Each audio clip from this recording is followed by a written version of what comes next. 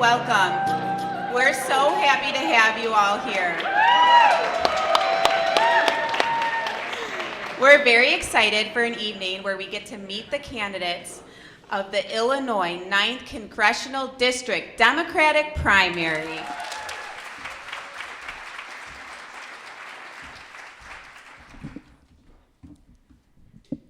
Good evening, everyone. Welcome to tonight's candidate forum. My name is Valerie Kahan. I am the founder of Evanston Artmakers Outpost, the founder of newly formed Evanston Community Cares. I've been a realtor for the last 23 years locally, and I'm honored to be your moderator tonight.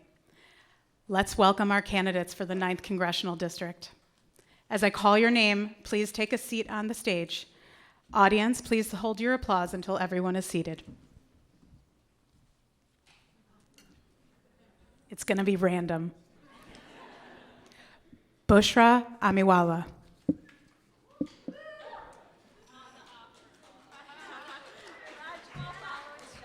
Mike Simmons.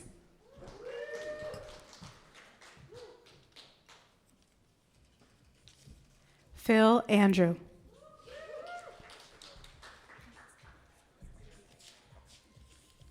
Laura Fine.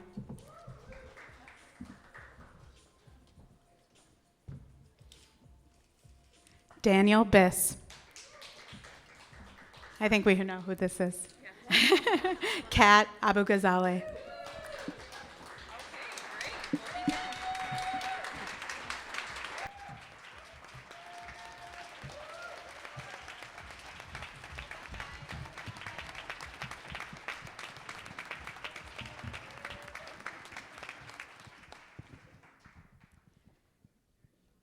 Thank you all for being here.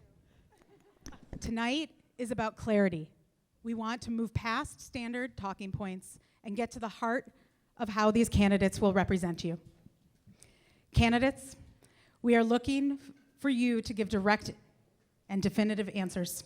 Please answer any question you are asked to the fullest of your ability. You have some materials at your seats that we went over earlier on the other side of that curtain. You have a yes and no paddle. It's more like, I think it's a nope and a yes. We have you have rebuttal cards, yes. You have rebuttal cards, one for each round of the deep dive segment of tonight's program. Our format is as follows. First, we will have a lightning round. Please give non-verbal yes, no answers using your paddles. Okay. Next, we will have 2 general questions. 2 questions that every candidate will have 2 minutes allocated to respond within. During this section, candidate order will be randomized, just like we did when you came up to the stage, by pulling names out of our vase right here. Then we will go into depth in our deep dive questions. 3 rounds focused on money, humans, and Earth. For these, a candidate will be selected at random by pulling their name out of our vase, and questions will be pulled out of our bingo spinner.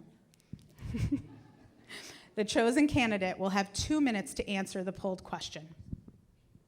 For rebuttals, candidates, you may use your rebuttal card once per round. If you wish to rebut, please hold your card up. When called on, I will call you. Please toss your card onto the stage. You will have 90 seconds once I call on you. Once your card is used, you cannot rebut again until the next round. Candidates may use paddles from the first round to share whether you agree or disagree with the candidate's answer for any and all comments made by another candidate. Candidates may use this at their discretion, and Pink Poster Club will do their best to fact-check any nonverbal responses for accuracy. A fact check will be sent to every event attendee within 1 week of the event by Pink Poster Club. So if we have your email, you will get that.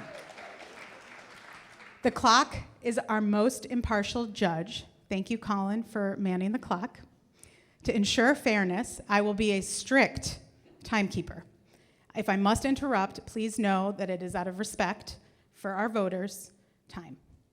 Candidates, please focus on policy rather than opponent character. Audience, please refrain from cheering or booing so we can hear every word clearly. Your engagement is the engine of our democracy, and we thank you for being here. let's begin with some fun, quick questions. All right, so let's sit down, and then we're gonna start with our lightning round. All right, candidates, get your paddles ready for our lightning round, and please keep your answers nonverbal, okay? We'll be moving fast through these, all right? Here we go. All right. First question. Did you watch Heated Rivalry? Woo!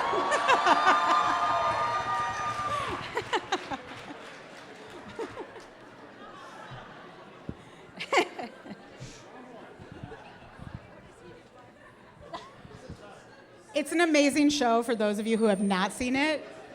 I highly recommend. Is AI-generated content truly art?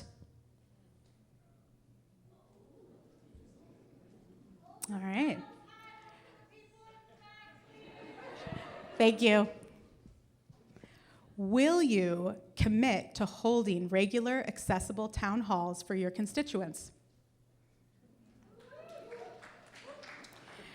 Would you support federal legislation to restrict social media access for minors?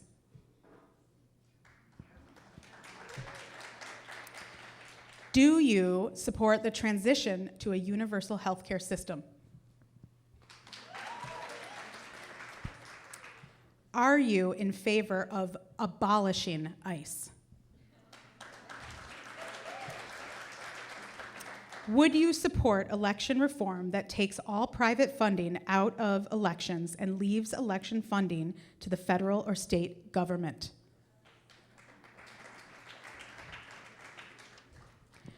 Do you support federal legislation that bans gender-affirming medical care for minors and restricts trans youth from participating in school sports based on their gender identity?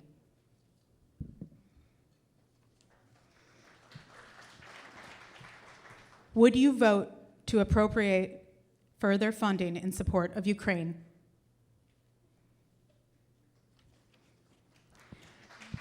Do you support full, unrestricted access to abortion services? Is a 12-week paid paternal leave period sufficient?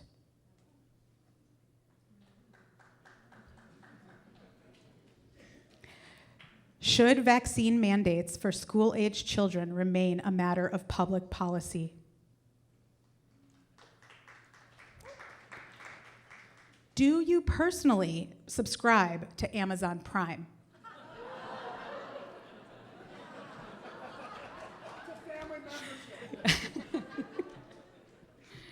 Would you make the impeachment and prosecution of Donald Trump a core legislative priority?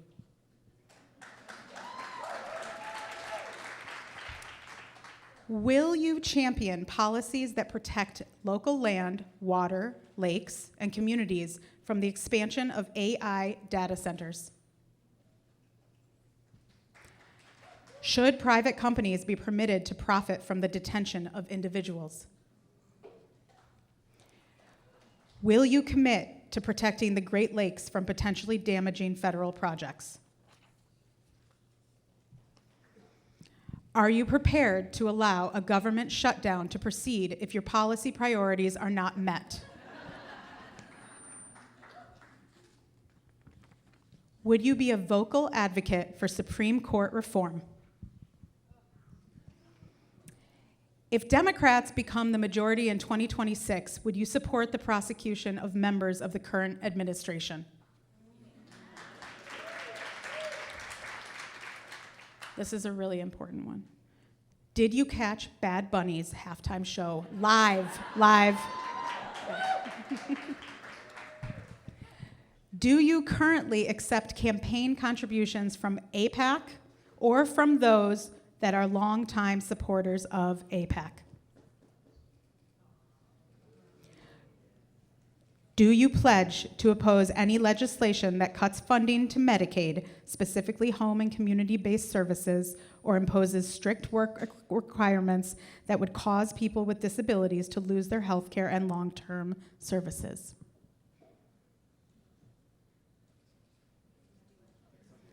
This is a do you pledge to oppose? Just making sure. Did you participate in more than one protest or demonstration during 2025?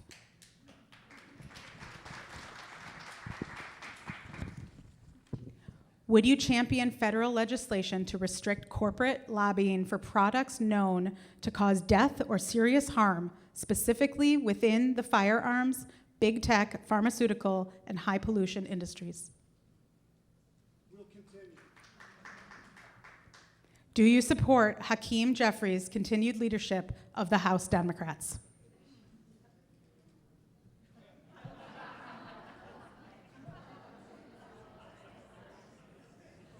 Hold up your answers, please.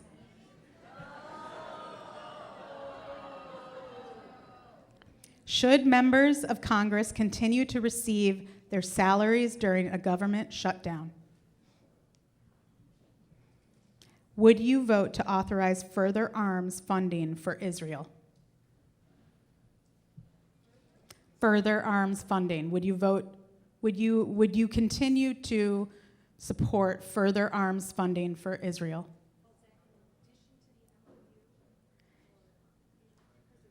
Or otherwise posed, do you support the continued funding of Israel arms? Arms for Israel. What? Does that include the Iron Dome? It includes all of it. Okay. Can everyone just hold it up all at the same time? Great. Okay, thank you. Would you vote for legislation to effectively dismantle the Citizens United ruling? Okay. Do you support the establishment of a Palestinian state? Do you support the total phasing out of sub-minimum wages of the Fair Labor Standards Act and replacing them with competitive integrated employment for people with disabilities? Do you take donations from Trump supporters or Republican donors?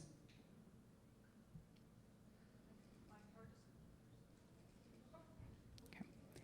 Do you know how to create a social media reel?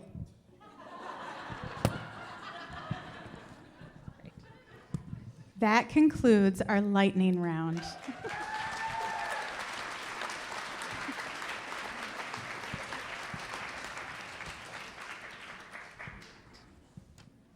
right, everybody feeling okay? A little warmed up? Now we're going to warm up your voices. All right, thank you, candidates.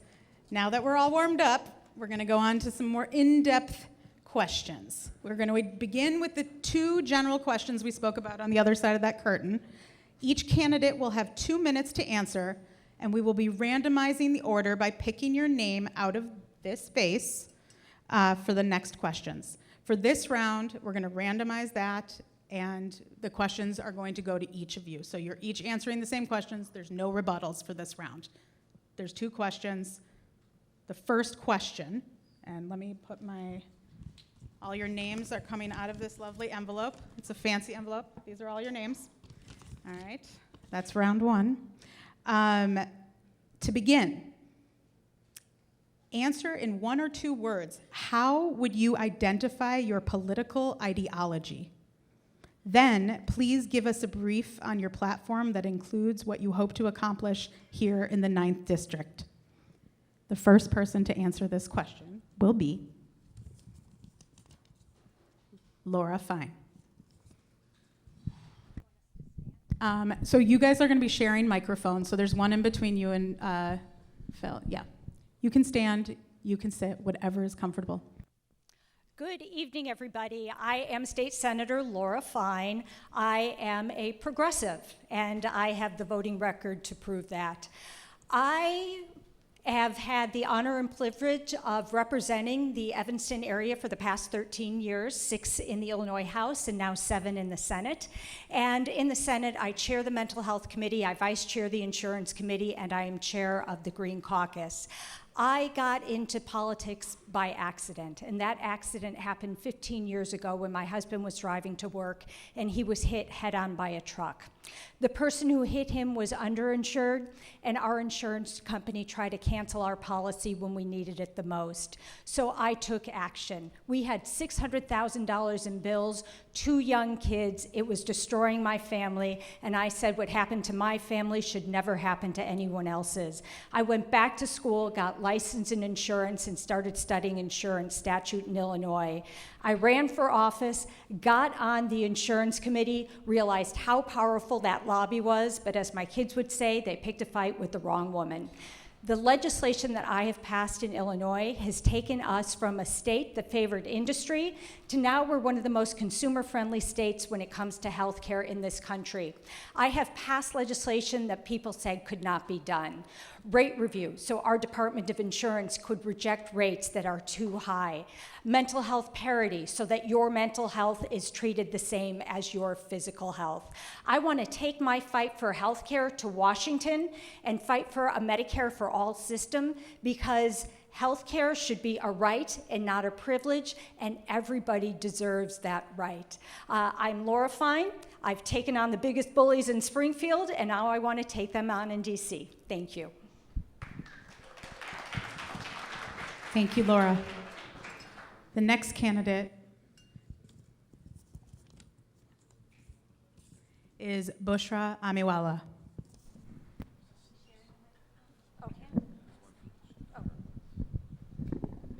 I wanted to say one thing really quickly. If you go over your time, you are going to hear this sound. That is a nice way of telling you have gone over your time and to please stop talking. Thank you. Now, Bushra Amiwala. Hello, good evening, everyone. With all due respect to Senator Fine, if she identifies as progressive, today I identify as leftist, but I typically identify as progressive as well. My story and what I hope to accomplish doesn't make sense unless I share them together. My parents came to the United States from Karachi, Pakistan in the 80s in pure immigrant fashion with a $20 bill and lots of dreams. Growing up, government was the hand up, not hand out, that my family and I needed to have access to a life in this country, and we built our life in Illinois 9 brick by brick. For me, we grew up on food stamps, which meant the first of the month was when we got our snack of choice.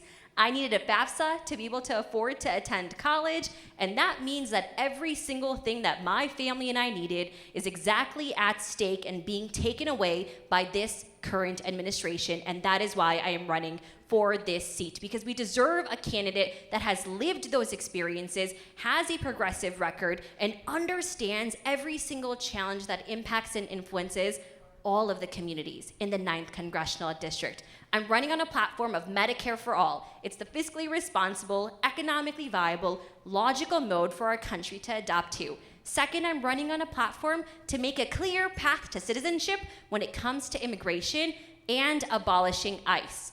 I've been around longer than ICE has. And then third, my story really does start and stop at public education. I'm running to increase federal funding for public education to alleviate the burden off of property taxpayers, renters, and homeowners. So your zip code does not determine the quality of life and access to public education your families receive. My name is Bushra Amiwala. I'm currently an elected official in Skokie and have been for the past 7 years. It's great to be here today.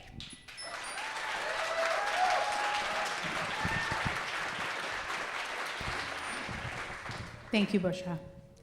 The next candidate to speak will be Abughazaleh.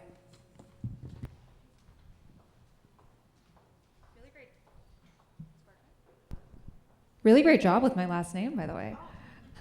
Hi, everyone. My name is Abughazaleh. I'm sure a lot of you feel a sense of urgency in this moment. If you're angry all the time, so am I. I decided to get into this race because I am a researcher and journalist who covers the far right. My work helped get Tucker Carlson fired from Fox News, got me deposed by Elon Musk, and most recently indicted by the federal government for protesting ICE.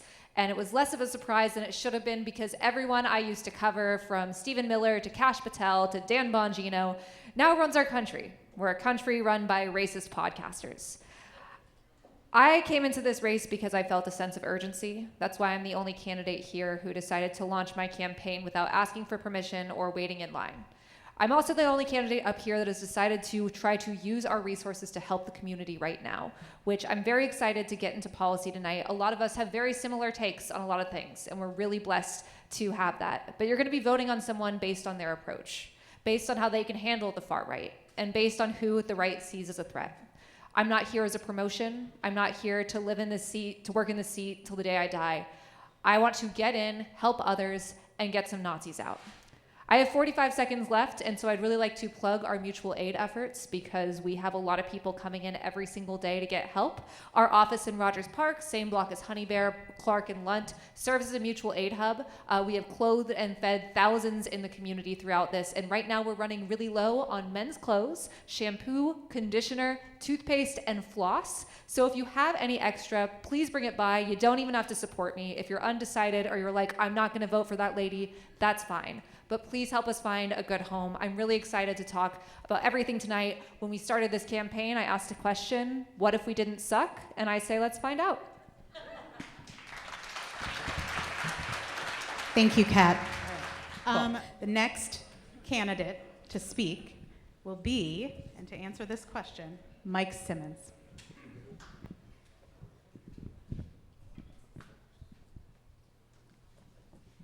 Good evening, everybody. My name is Mike Simmons, and I serve as a state senator for the far north side of Chicago, literally right across the street. Once you're into Rogers Park, you're in my district. And I was born and raised in the Lincoln Square community, the child of a single African-American mother who had me when she was 18. She wanted to be a lawyer. She put off all her dreams to raise me and my younger sister, and a dad that had just got to this community from Ethiopia as an asylum seeker in the early 80s. My whole life story is an unlikely set of events that lead me to be standing here before you. I still can't believe every time I say it that I'm a candidate for Congress in Illinois 9, the district where I was born and raised in public housing, where I was bullied as a gay youth, and where everything I do in my career is a tribute to my mother and the sacrifices that she made for me and my family and so many in our community. In 2021, I beat the establishment, and I became state senator for the 7th district, becoming the first Ethiopian American and the first openly LGBTQ person to serve in a state senate of Illinois. And in the time that I've been there, I've been proud to do two things. One, to be a forceful and progressive voice for all causes, whether it's reproductive rights or getting guns off our streets or protecting trans youth from the bullying, the relentless bullying that we're seeing in our country. And also, I am able to get things done. I believe that it's really important to actually do things with these roles and these power and privilege that the people have entrusted us with. And I'm proud to have passed 50 bills into law, including legislation that just 2 days ago we got an update, has cleared medical debt for 520,000 households in the state. I am running for Congress because I don't look like your typical member of Congress, and I symbolize literally everything that Donald Trump is trying to erase right now. And I know that the day that I take the oath of office will be a bad day for MAGA Republicans. And not only am I going to be an outspoken voice to abolish ICE, to take down the fascists, and to elbow some of the moderate and complacent Democrats that are not representing us, but I'm also going to get things done. I think that is so important. That is what I've done in the state Senate, and that's what I want to do for you. Thank you so much, everybody. Val, I'm so sorry. I realize that all of us have forgotten to do 1 to 2 words to describe our philosophy. We can go through real quick at Okay. the end of this round and have you guys do that. No problem. All right, so the next person to answer this question is, oh wait, that was, sorry. I put yours back in there, that's why. Daniel Biss.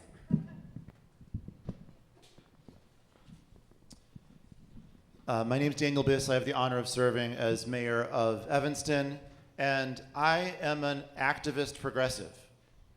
And that's what brings me into this race in this moment. I think we need two things in this emergency experience that we're having as a country. Number one is someone who knows how to fight and win inside of government with backbone and courage against tough opposition. And two, someone who knows how to fight and win in the street as an activist, as an organizer, lifting up a resistance movement across the country to demand something better. I don't think we can afford to compromise on either. By the way, Jan Schakowsky's been both of those things throughout her career, and perhaps that's why she chose to endorse our campaign. I am so excited to be here at a forum hosted by the Pink Poster Club, which has just been an extraordinary partner in that vision. And I think about the work that we've done together over the course of this last brutal, painful year, standing up collectively to fight back against the nightmare authoritarian takeover. Being in the streets together, yes, demonstrating, yes, protesting, yes, chanting, yes, marching, but also doing rapid response, working together to keep people safe, standing face to face with Greg Bovino, making ICE understand they are not welcome here and they cannot have a minute of peace when they are in this town, and simultaneously doing what we can do in City Hall to keep people safe, passing ICE-free zone legislation, passing strong welcoming city ordinance, and then taking down our license plate reader cameras because we didn't trust that vendor not to share that data with ICE and CBP, and making sure that when ICE is in town, our police are responding so that when they forced a car accident on October 31st, we took an accident report, we saw their driver's licenses, their names are now in the newspaper, and that's how accountability starts. We have to know how to fight in government and as activists, and I'm proud to do that with you.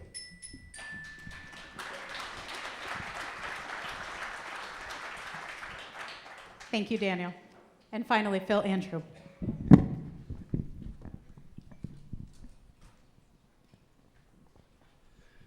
Thanks for coming out tonight. My name is Phil Andrew. I'm running for the United States Congress. I'm a local kid. I grew up locally in a big Catholic family. I'm the middle of 7 kids, pretty much my mother's favorite. I'll tell you why. I defined myself through athletics. I became a pretty good swimmer at Loyola Academy, got myself a scholarship to the University of Illinois. And between my junior and senior year, I came home to a community that was under attack. A woman named Lori Dan entered a 2nd grade classroom in Winnetka, Illinois, and opened fire on 6 second graders, killing 1, Nick Corwin, severely injuring 5 others. In the course of her escape, she crashed her car near my childhood home. My mother, father, and I were held at gunpoint. I was able to get my folks out, but I was shot in attempted disarmor. The bullet ripped through my chest, both my lungs, my esophagus, grazed my heart. I managed to get out of the house, and because of this area, and because of many of the services we had, I survived. And before I left the hospital, the doctor who worked on me, Dr. Charles Brown, the namesake for my firstborn son, sat at my bedside and asked me, "What are you going to do about this?" And my life's been a journey to fulfill on that. I went back to Illinois, was never the swimmer I could be, but I still was my mother's favorite because I saved her. And then I went on to law school. But before even going to law school, I joined and created one of the most effective statewide gun violence prevention organizations, and have been very proud of what we've done here in Illinois, leading the nation. And it's time that we took this on with courage. And I expect to do that. I'm going to do 3 things. I'm going to protect people, solve problems, and unite us.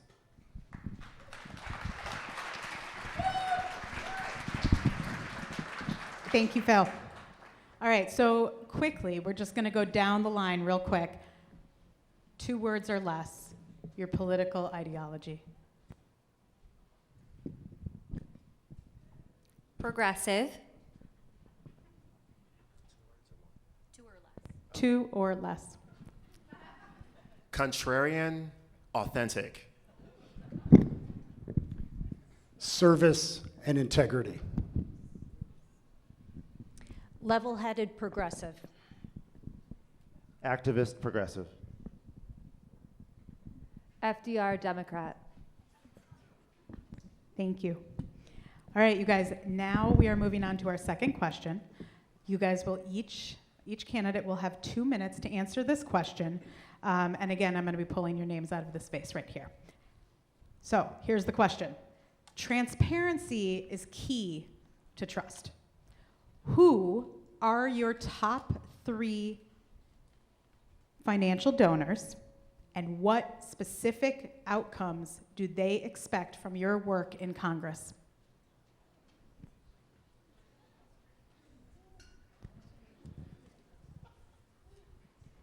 Phil, we're going to start with you, okay? It's right to start with the FBI agent who's fought public corruption for most of his career. Makes sense. My 3 donors, I'm going to give you the top 25. You ready? Andrew. You get it? I got a big family. 14 Andrews of school age or 26 that grew up in this district. No, 12, right? I'm looking at one of them. The question again? Who are your top 3? That's and right. What Yeah, so specific outcomes What do they specific expect? outcomes? I think that they're going to expect what I've been doing my whole life and how we were all raised is to serve others and do it with the highest level of integrity possible. And that's very much part of my campaign, that we are in a crisis and this administration has to be held accountable. But the reality is this has been brewing for decades. The amount of money in politics and how it has congealed around power and information. And this administration is using threat, intimidation, and violence, just like a hostage taker would, to tear at our very independence of our democratic institutions. We've got to shore that up. On one night, they got rid of all 17 inspector generals in every agency of the United States government. The level of fraud and corruption with this administration is unprecedented. So who you send is really important, and you've got a big opportunity. Our best hope is that this largest class of new congressional people that we're sending this year, that they have the right background and ability to do this kind of teamwork that hold this administration accountable. Otherwise, we're in for a rough ride. Thank you, Phil. If you need me to repeat the question, I'm always happy to. I also want to remind everybody that the bar is open. It will remain open, so feel free to quietly get a drink or use the bathrooms if you need to. Laura Fine.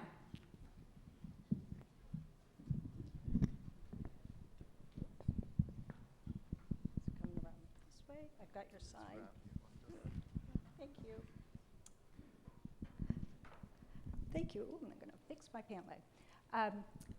I would say you'd have to go, all of my donors are on my FEC reports, and so that is public record. Anybody could go on to my FEC filings, just like everybody else up here, and see who has donated to my campaign. But what I will tell you is anybody who is supporting my campaign is supporting somebody who is going to go to Washington and fight for Medicare for all.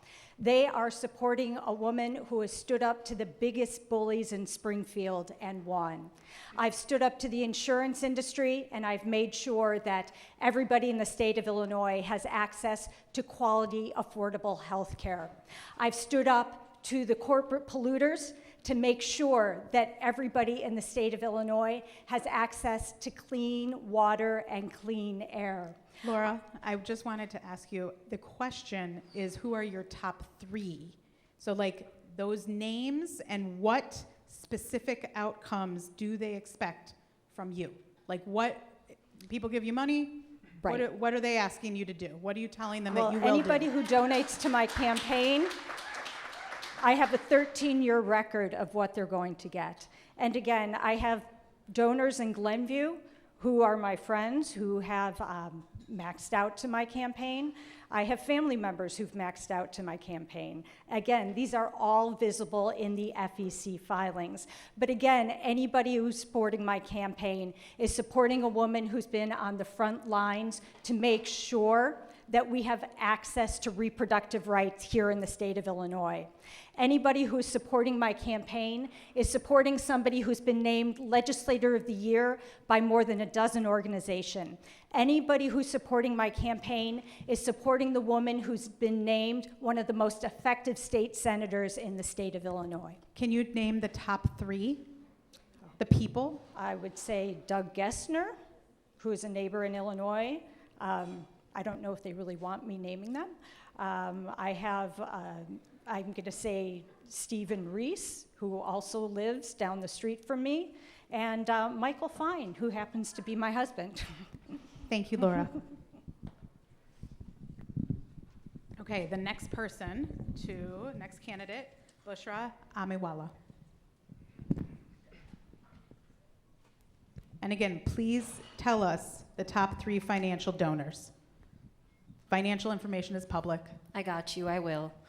Okay, so I don't come from an independently wealthy family who I could lean to. I'm the primary breadwinner of my family. I don't have this Rolodex of folks I could have turned to or an existing donor base. So what I did was I went to fec.gov and I went to Kamala Harris's PAC and I looked up the name of the people that gave Kamala a significant amount of money who happened to work at Google since I worked there in tandem to serving on the board. So I found this guy, his name's Matthew Kukulundis. I DM'd him on LinkedIn. I said, "Hi, I'd love to tell you about my congressional campaign." And he replied, and he gave me a $7,000 max out, which is the maximum amount that one is allowed to contribute for a primary and general election. So I'm transparently sharing that amount too. And his one ask was he donates to candidates who have a focus on climate. And I said, climate change is real and I've grown up with my world on fire, so I got you. Second person was this woman named Alia Rana. She owns the Sahara Healthcare Centers in Morton Grove. She had never donated to a political candidate before. So she asked me, "Do I get a tax write-off?" I said, "No, you don't." She's like, "Okay, well, I'm going to give you money, and I've never donated before, and I'm going to ask my husband to give you money too because I want my kids to look up to you. So please be a positive role model for them." I got her. I'll do that, for sure. And then the third person is Aisha Ahmed. She lives in the district as well. Her and her family own a local business that went quite large, and their entire thing is to have accessible pharmaceutical options and as generic options to make it easier to fight against big pharma's price gouging efforts. I said, "I don't know if I can actually do anything like that." And she said, "That's okay, but I think you're cool." So I'm glad that I met those 3 options, and you can see that on fec.gov as well. Thank you, Bushra.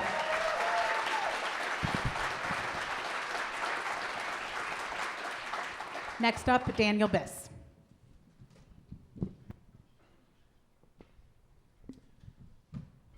So there's a contribution limit, so I'm just going to name 3 of the people who've given the maximum to give an illustration of what I think people are donating to. So Evanston resident by the name of Chuck Lewis gave the maximum, and he's been very engaged in supporting the reparations work happening not only here and across the country. And you'd have to ask him, but my guess is he's excited to see a mayor who's implemented reparations go to Washington and fight for reparations there. Joan Rothenberg, also an Evanston resident who's been a passionate environmental activist for much of her life, was a max out donor. I think she probably wants to see someone like me endorsed by the Sierra Club and the League of Conservation Voters and NRDC go to Washington and fight hard for climate action. Larry Mages lives in Wilmette, and he's been the board chair of early childhood education organizations for much of his adult life, and I think he wants to see someone who's going to go fight for early childhood education. But to just zoom out for one hot second here, if you look through the donors on my lists, and you look at the policies on my website, and you look at the record that I've established throughout my time in public service, you'll see it all lines up. It's not confusing. It's clear. I have a record. I'm proud to be a progressive. I'm proud of the work that I've done, and people are investing in that work. And what I find troubling about Laura Fine's answer is it's just not honest. It's just not honest. It's okay to just admit that AIPAC is supporting you because they agree with your position on military aid to Israel, but own that. acknowledge it. It's true, it's obvious, it's a matter of public record, and nobody who says they're tough enough to go to Washington and fight against Donald Trump and the authoritarian nightmare should be too scared to tell their own constituents about who's donating and why. Thank you, Daniel. I have to remind you that there are no rebuttals for this round. However, the next round there is, and you will have a chance to raise your card. But these are the two questions before we get into the actual deep dive questions. These are the light questions, guys. Okay, next up. Mike Simmons.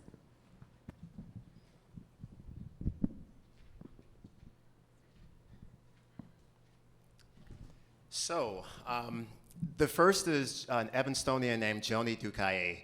Joni was my high school debate coach, and she is so proud of the fact that in high school I was a top debater. I originally ran track, and I like to tell the story that in my third year of high school, I had an injury, and my mom couldn't afford health care, so I had to quit track.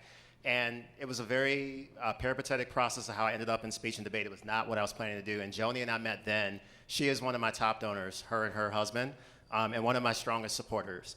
Another is Gretchen Sisson, who is an abortion rights author who lives in California, who heard about my work defending trans youth and advocating for gender-affirming care, and in fact, making it happen in the Illinois Senate, putting my Democratic colleagues on blast who didn't want to take a vote on my bill to make Illinois a sanctuary state for trans families. She heard about how I had the courage to stand up to other Democrats who are out of touch, and that is why she's maxed in my campaign.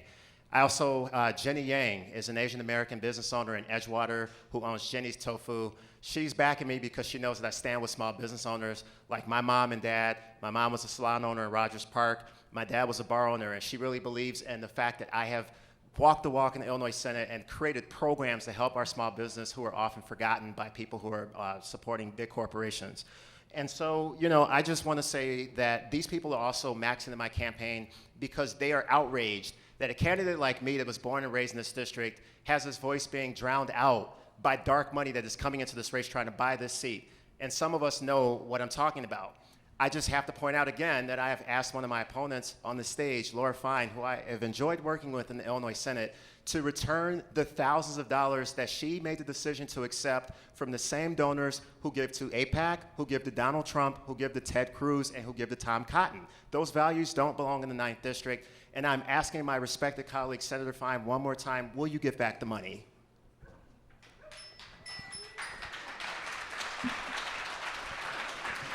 You will have a chance to respond in the next round.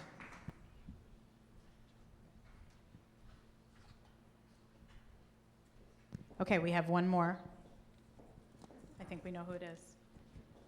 Kat Abughazaleh.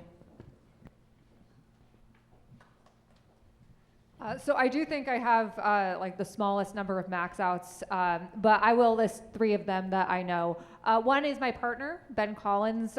We are not rich, but he was like, you're running for Congress. I'm going to invest in it. I think his outcome is hopefully me winning this race.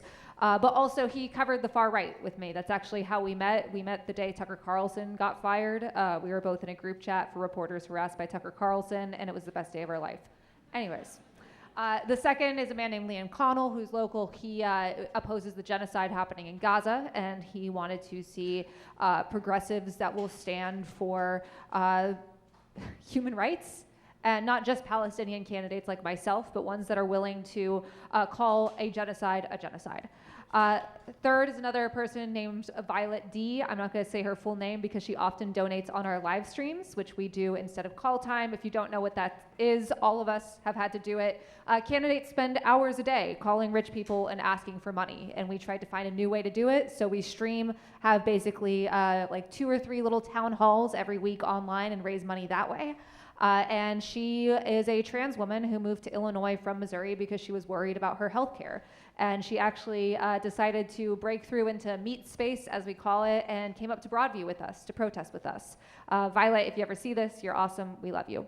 I'll also say that it has been an honor to be the only campaign that is funded by majority small dollar donations. We have over 55,000 individual donors with an average donation of $29.99.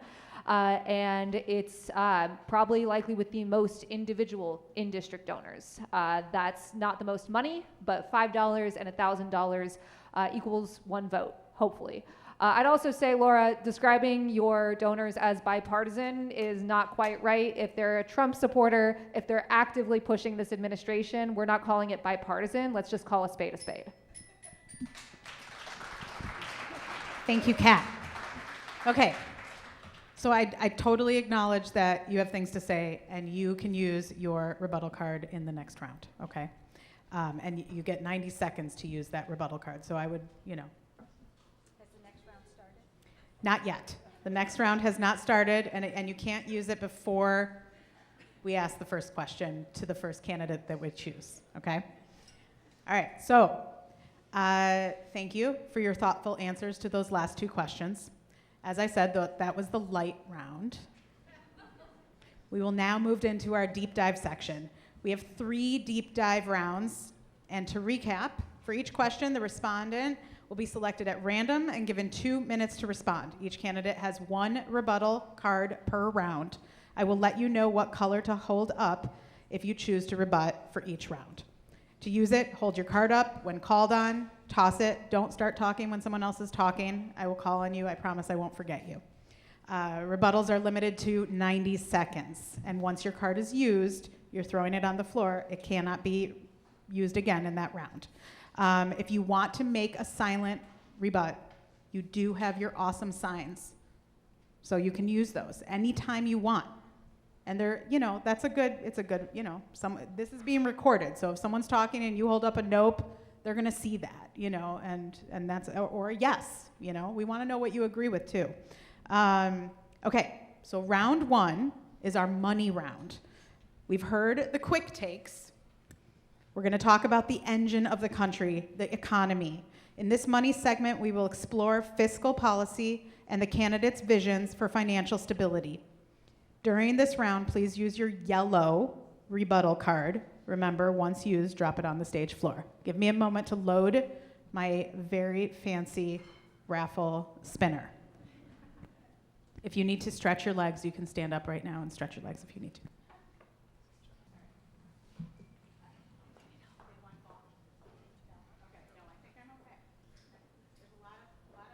A lot of moving parts. Sorry, guys. Okay, so the first question is going to go to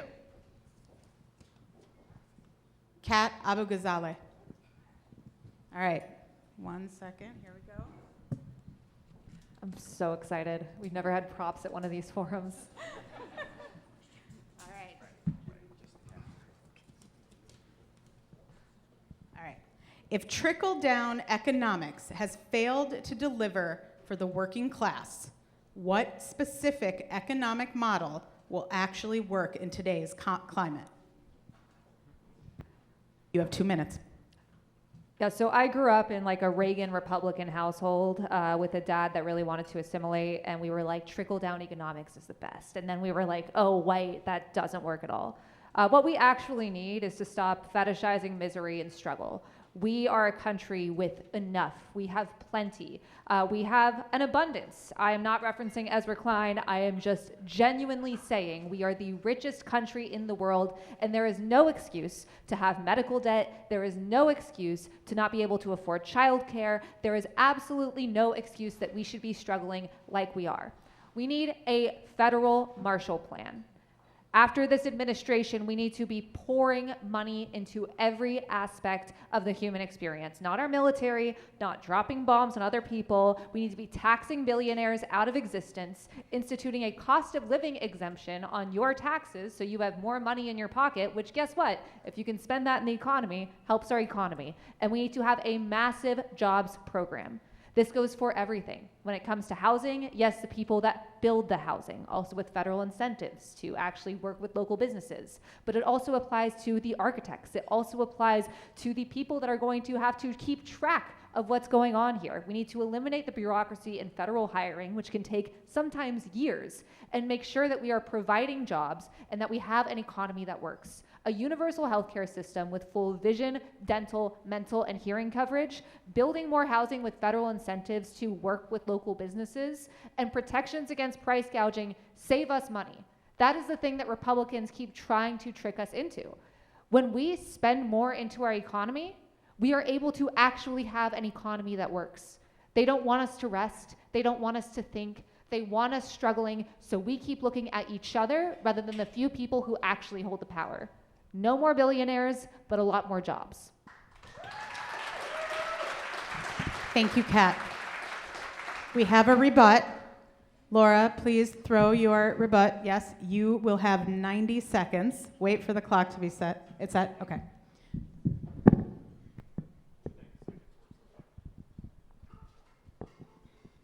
So I'm sick and tired of being everybody's punching bag. I'm a Jewish woman who has stood up to anti-Semitism. And I have donors who are supporting my campaign because they appreciate the fact of what I have done for the Jewish community. Have some of them donated to AIPAC? Absolutely. Have some of them donated to J Street? Absolutely. Have some of them donated to environmental causes? For sure.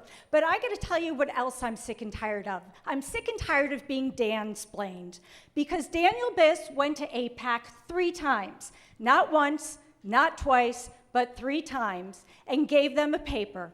And when they said, "We don't trust you," he changed his tune again. And that's not a surprise, because he'll tell one group one thing and another group another thing. But what I can tell you about me is I stand by what I say.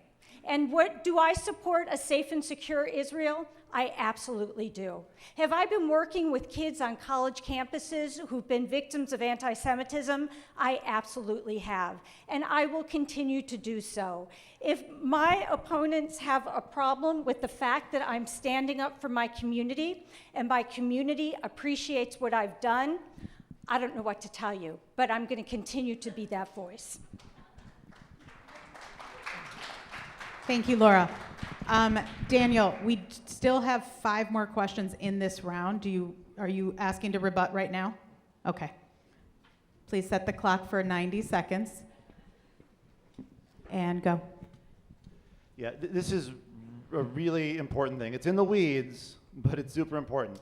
I meet with all kinds of groups that I agree with strongly, groups I agree with some, groups I disagree with strongly. And by the way, when I'm your congressman, I'm going to do that too. I'm not going to apologize about it. And by the way, I have been more transparent than anybody up here in terms of the details of my position on Israel and Gaza and Palestine. And you can go to my Substack right now and read details of that position. Now, here is the critical thing. I did not ever ask for AIPAC support.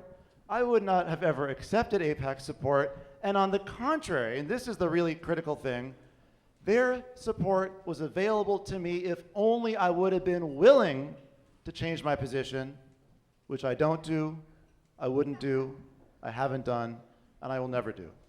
And so I am proud of that transparency. I would encourage everybody on this stage, including Laura Fine, to mirror that transparency and publish what they have sent to different groups. I'm proud of my record.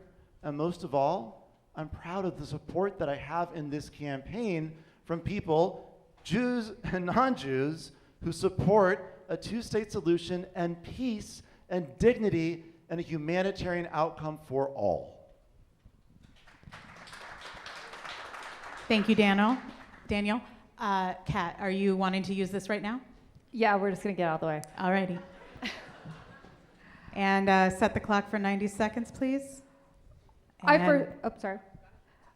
first want to preface this by saying that I'm really glad that Daniel does not take the same positions that Laura Fine does, and that you have changed some of your positions, especially representing Palestinian statehood. I do. But there is a line we have to draw when the Trump administration and organizations that support the Trump administration are trying to take over our elections and kill us in the streets. When there are so many people that are dying here and abroad. And when we talk about meeting with other groups, there is a line that I draw. For me, I'm not going to meet with people that support a genocide. And this is something that I have said at multiple forums, but I think we need to ask it directly. I think I know Laura's answer, but Daniel, I also want to know, do you consider what is happening in Gaza a genocide? Yes, I think we all want to know. I don't use the word genocide to describe what's been done in Gaza. I don't criticize those who do. And let me explain my position, because this is something that I've thought deeply about. Hold on one second. Kat, are you okay with this? No? Okay. Yeah, I think that's it. We just wanted a yes or no, and now that's your time. I respect that, and I think that you're a nice man. I also think this is a technical definition that almost every human rights organization in the world has recognized, including B'Tselem. And we have to draw the line somewhere. And I'm not meeting with AIPAC. I've been approached by groups that hold values like theirs, that support Trump like them, and I don't even take the meeting.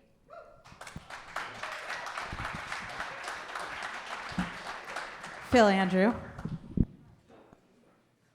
Please set the clock for 90 seconds. I'm just going to remind you all that we have 5. I mean, you all can have a rebut every single round. That's why we have the cards. But we do have 5 more questions that you're not going to be able to rebut, just so you know. Okay. Just making sure everybody understands the rules. Okay, go ahead. So what you're seeing is exactly what is wrong with politics today. You see Dan and Laura using this literally as a political football to fundraise. The money in politics is what perverts it. We got to get it out. And this is sort of the insidious practice of Illinois politics. Dan and Laura are also running for 2 offices. You'll find them on the ballot twice. And they're running for state party committeeman and committeewoman, and that gives them command of roughly $500,000 of slush money to use in this election as well. So dark money, funny money, Madigan money, it's all kind of the same, and it's all here to sort of confuse you, and it's here to buy elections.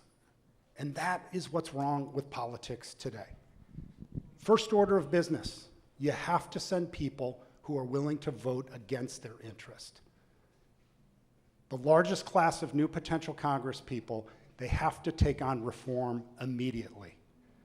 If we don't have an honest system, it's really very difficult to hold people accountable. And that's what this is about the next 2 years. Holding this administration for all its corruption, its bad acts accountable. You have to send people who are willing to hold themselves accountable to a higher level of ethics. If we've got any chance of winning back our country, get the money out.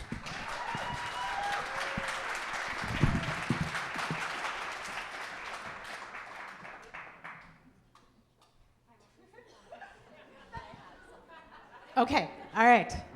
I mean, you have 90. That's what's fair. It's up to you. All right. What I did want to add is reading between the lines. So I found while campaigning, a lot of people don't understand things such as super PACs and PACs and where one draws the line. So we have 3 candidates on this stage who have red boxes on their website, which means they are inviting super PACs to spend money on their behalf, oftentimes whether it be targeting a different candidate, whether it be uplifting their own message. So I just wanted to take half of my rebuttal time to acknowledge the hypocrisy that exists as well. So while we have candidates that are fundraising on their own, using their own money, that's great. But I think we also need to call out the red boxing that's actively happening, because let's not speak out of both sides of our mouth as well.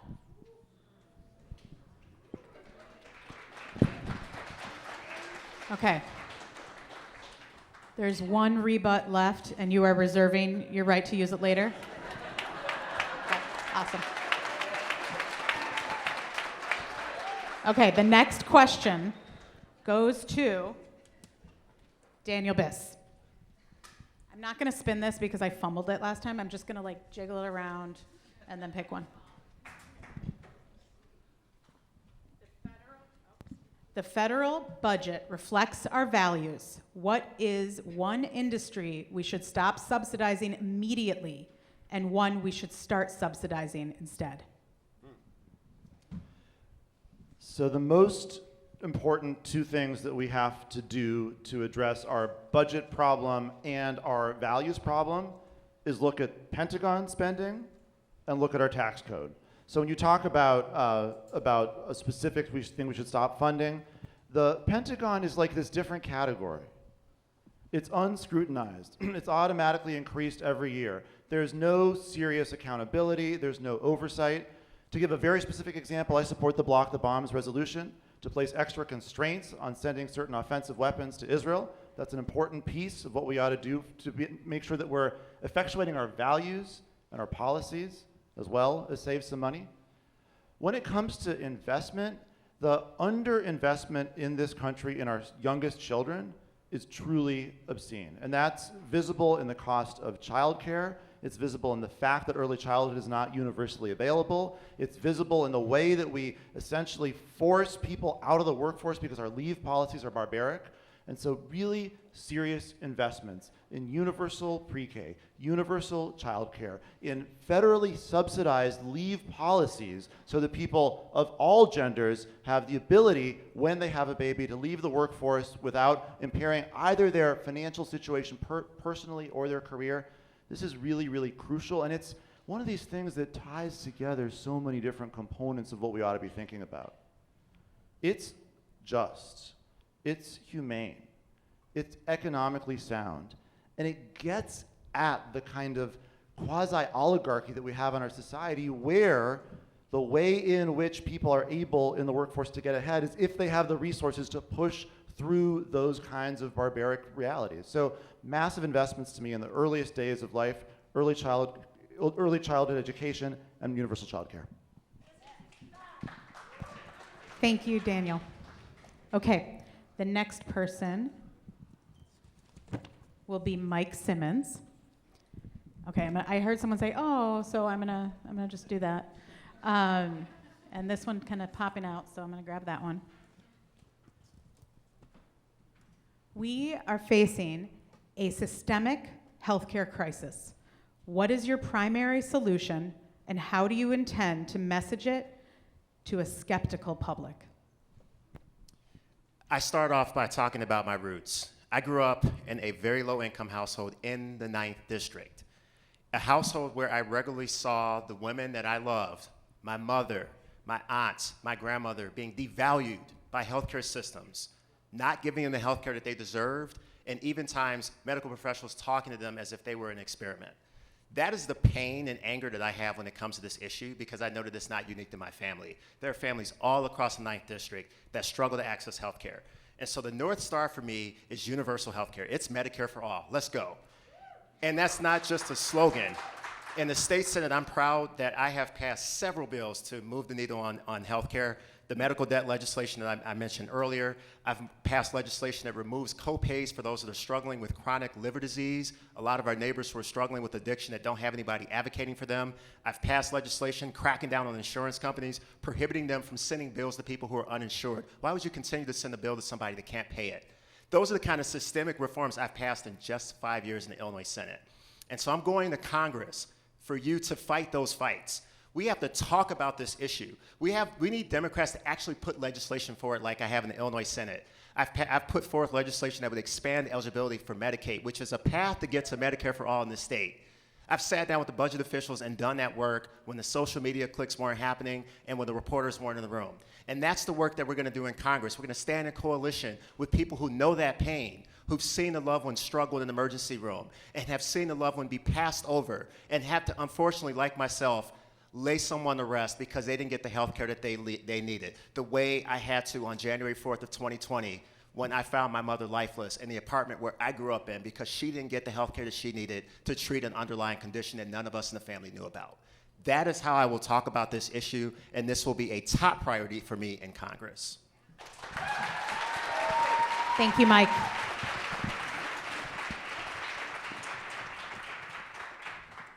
Laura, fine, you will be next.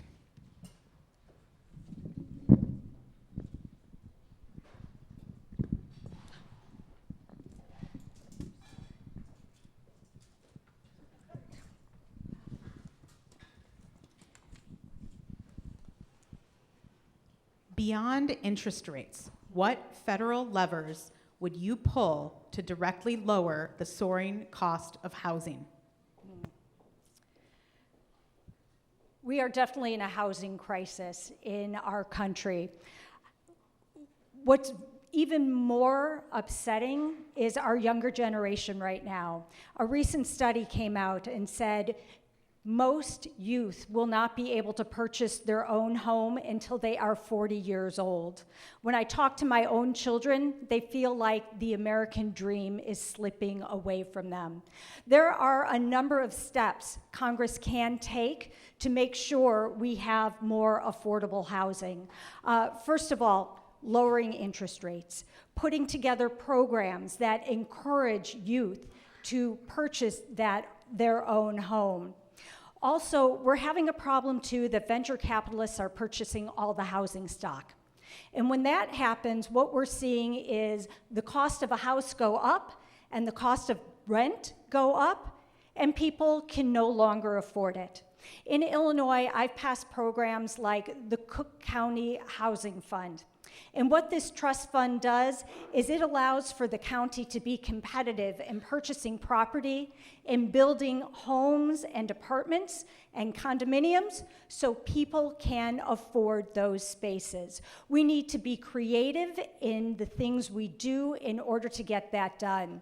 We can't talk about housing without talking about transportation, because when we build new housing, we can't just build it out in rural areas where there may be more space, because everybody needs to be able to get to that job in order to be able to afford their rent or their mortgage. So it is up to us to create the jobs, to build the housing, and to make sure people can get to their jobs from where they live at home so that they can support their families. Thank you, Laura.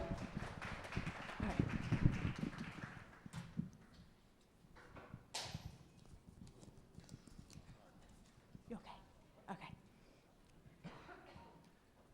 All right, Bushra, this one's for you.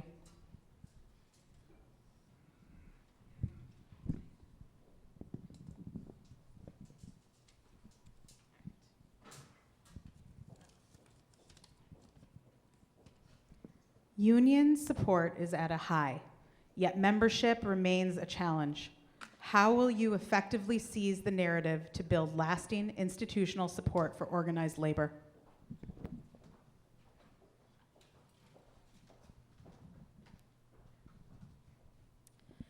So first, unions in the labor movement is the backbone of every single movement that has allowed change in our country. It's why we have the 5-day work week. It's why we have weekends off. It's why we have an 8-day work week. It's why we have child labor laws in place as well. All of that has been on the backs of union workers. That means the first thing is to pass the PRO Act, which prevents any type of person from being retaliated against if they join a union, whether it be in a private company or public institution. The second thing is, for me, I serve on a board of education where I have been for the past 7 years, and we have oftentimes worked with our teachers' unions to ensure that there is a contract that is mutually beneficial for us, the wallet keepers, the bad guys, and then for teachers who deserve so much more than I wish we could give in a given period. So we found what's called integrative issues. It's to increase the size of the pie. A distributive issue is one more chip for you is one less chip for me. Well, there are chips that we have in common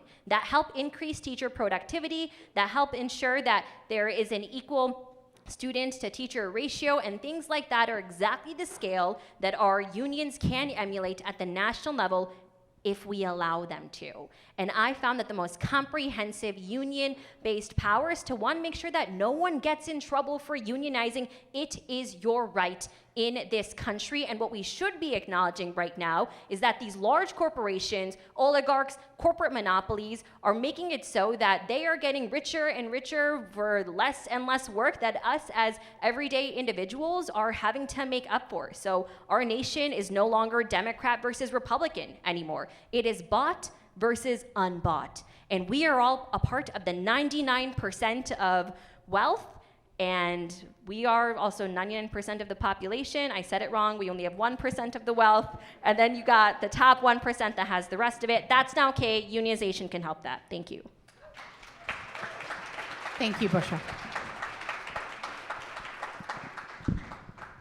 All right, our next question, and I'm just going to remind you, Mike, you have one rebuttal left for this round, and this is the last question. So if you don't use it, it doesn't get rolled over to the next round. It just gets thrown on the floor. Okay? All right. So Phil. Beyond the moral argument, in what specific ways does a robust caregiver leave policy for both parents and elders strengthen the national economy? Great question. And like many of you, Michelle and I, my wife of 32 years, have dealt with this. We managed to support 2 careers over 4 moves, 3 states, and 4 children, and then care for our elderly parents, 3 that needed hospice. And it took time, and it took time off. All of these things are interrelated. Healthcare, immigration, childcare, time off to take care of parents. These things are all related to being productive in the workplace, healthy in the workplace, and all of our well-being. So I see them all as integrated. The reality is that if we are to be sustainable in the Chicago area, we need close to 300,000 more people to be here. It's got to be safer, it's got to be attractive, you got to have jobs, and you got to have the kind of programs that allow people to thrive. So I see it as all as critically interrelated. You need safe, affordable, and accessible healthcare. Every business that I talk to in this area, they're up against those challenges. They're trying to provide for that for their employees. I just talked with one of the bakeries here in the district, and literally he was paying out of pocket for the services for his employee just to make sure that she would stay on the job, because the coverage she had didn't cover all the services that she needed. So I see this as integral to a healthy, strong workforce, and it's what we need to be doing. And we're only going to do it if we get the federal government to create the kind of conditions where it can exist. Thank you, Phil. All right, Mike, please set the clock for 90 seconds. I was going to hold my tongue, but I must comment on something that was said earlier. So, of everybody sitting on this stage right now, I have the least amount of money raised, but I am very proud that as a first-time candidate, I've raised nearly $500,000 as a first-time national candidate. And I'm proud of that. I'm proud of my grandmother, who was one of my first donors at the age of 81 years old. I'm proud of those authors I mentioned earlier, and the small business owners, and the people in this district, the people in Evanston that I've met at block parties, the people in Skokie that I've met in synagogues, the people who have had me in their living room for the last 9 months, or the people funding my campaign. And so it is really hard for me, and I've really fought the urge to do this, but it is really hard for me to sit here and listen to any candidate say that they support Medicare for all, when they're taking money from people who put Donald Trump in the White House, who are taking health care away from people, that are putting ICE on our streets, and that are destroying our democracy. And so I'm gonna ask my respected colleague, Senator Laura Fine, one more time, will you please return this money? You and I both know it does not belong in this district, and you, by your own confession, have goals that are opposite of the people that are funding your campaign and trying to drown out the rest of us.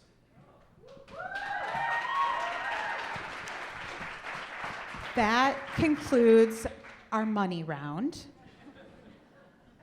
We are moving into round 2. How are you guys feeling?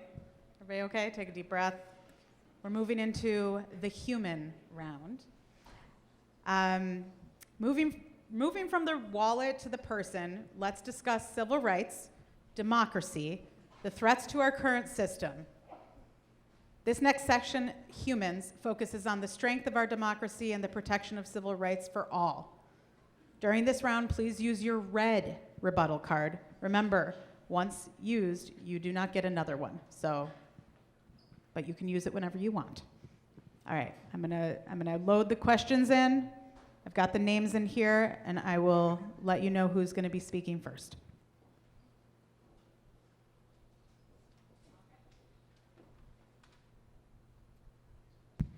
Kat Abughazaleh, you are first. Here is your question. Republicans have Project 2025.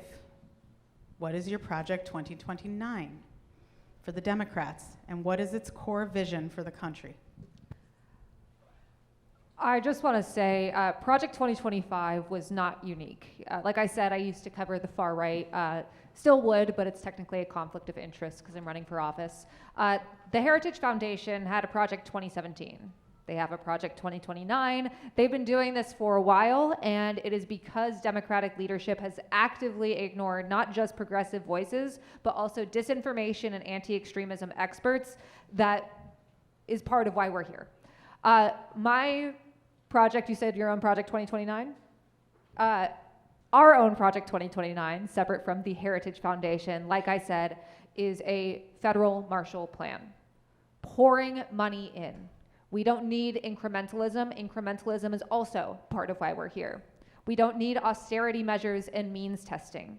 We have enough for everyone. Let's act like it. One specific policy that I like bringing up is universal basic income. Let's start it with stay-at-home parents, the most invisible and unpaid labor on the surface of the planet. Ensuring that stay-at-home parents also have their own Social Security pot.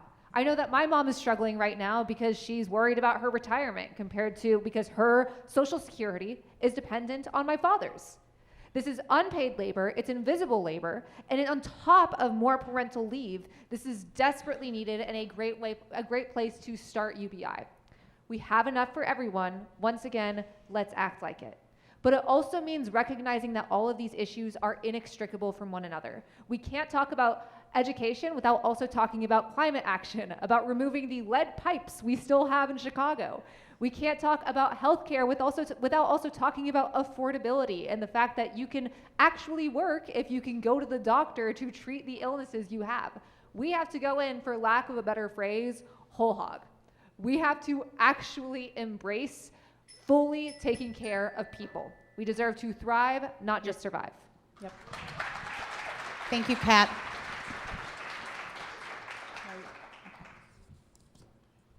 Next question goes to Mike Simmons.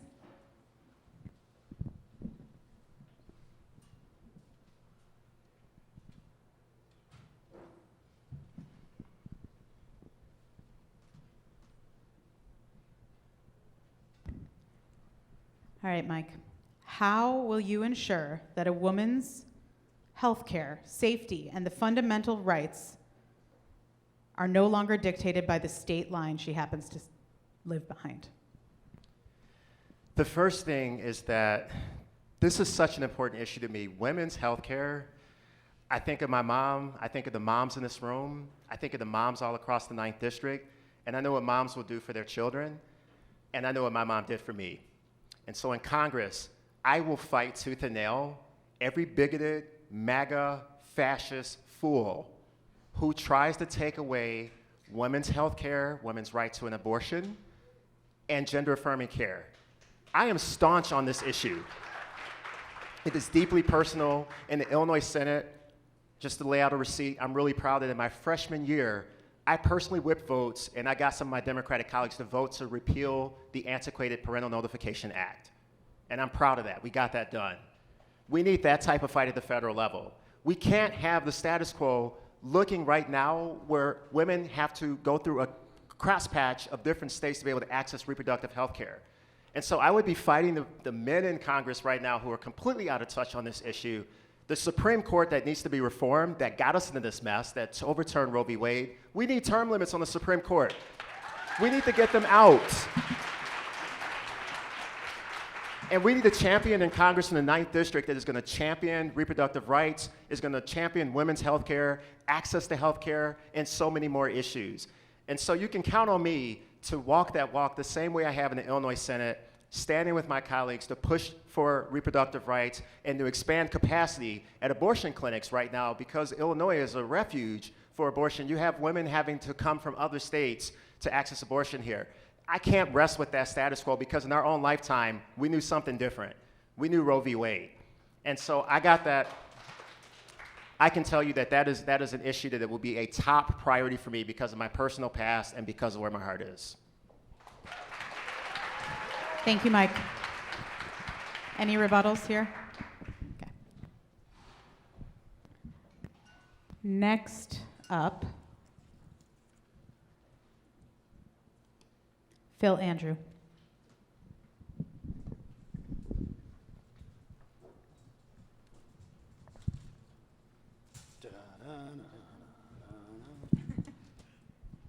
Voter suppression remains a systemic hurdle. What is your legislative plan to protect the ballot? And how will you mobilize your constituents to assist in that fight? Voter suppression is real, and the SAVE Act is a perfect example of it. But it started before that. It started with the Supreme Court overturning the Civil Rights Act. And this is part of the agenda of this administration, is to restrict and suppress voting. We've got a lot of work to do this. We have to start right now. This midterm election is key. It's basically a practice for what they're going to do in the presidential election. And all the more reason to be shoring up our institutions, which are directly under attack. Once again, every inspector general was removed all in the same night.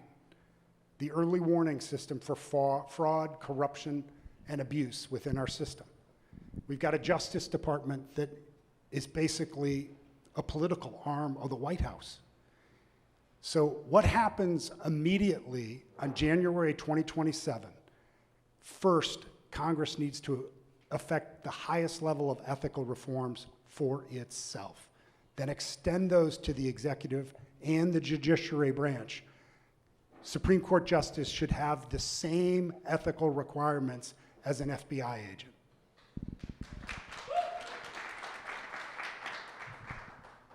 So you got to clean yourself up before you turn to that. And until we have those institutions healthy enough to hold accountable those in this administration and those that we don't even see yet because of the flood the zone to have us looking somewhere else while they're fleecing all of these agencies.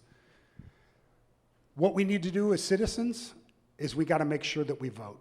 Vote early, make sure that you're getting your friends to the polls, and make sure that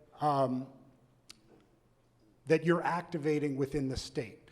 At the FBI, we worked after the last election. Oh, go ahead. Thank you. All right, just a quick update. We are going to limit rebuttals to 60 seconds just due to our time, okay? Since nobody used one this round yet, I just wanted to let everybody know so it's fair, okay? We've got, next person is Laura Fine.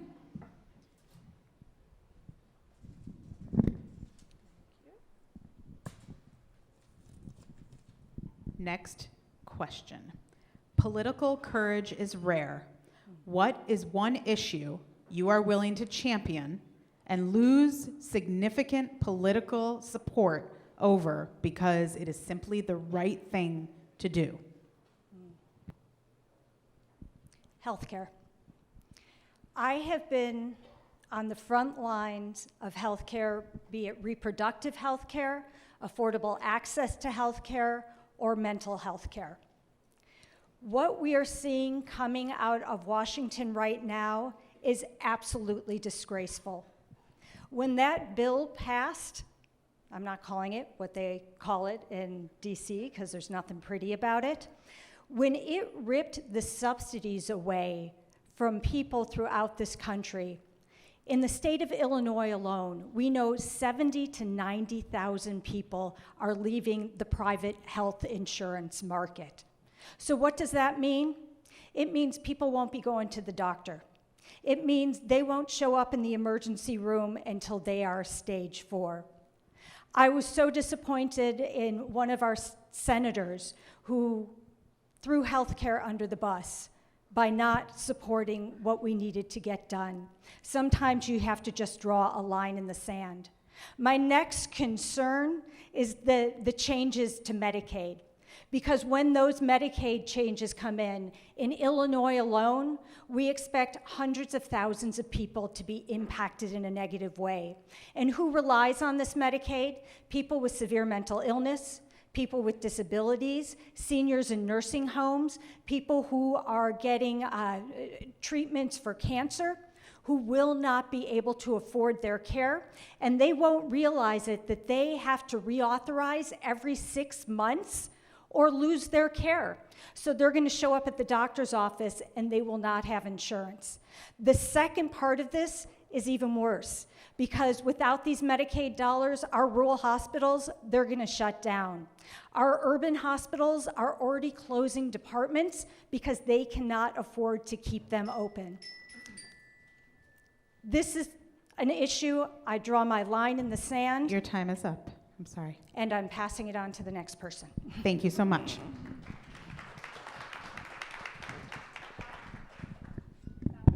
Yes. All right, set the clock for 60 seconds, please. Okay. Yeah. You have 60 seconds. We have it set up for I got 90. you. Don't but worry. just, I'll keep an eye on it. Go. First off, I don't want to say anything that Laura said is controversial. I think a lot of us support Medicare for all, and genuinely, your work in that space is fantastic. I also don't think it's a politically controversial position that you can go to the mat for. And I think right now we need people that will look at things like abolishing ICE, but also holding the Democratic Party accountable as actually things that you have to be brave about. Saying that you won't vote for Hakeem Jeffries as speaker because he's failed us over and over and over again. Excommunicating the members of the party that voted for DHS funding just the other week. They shouldn't be allowed to show their face in the Democratic Party after 2026. But this is controversial. Competitive primaries are controversial. That's why there hasn't been one in this district for about 28 years. We need to be willing to speak out about this, hold our own team accountable, because it's the most democratic big D and small d thing you can do. And yes, healthcare good. Time. Thank you. Daniel.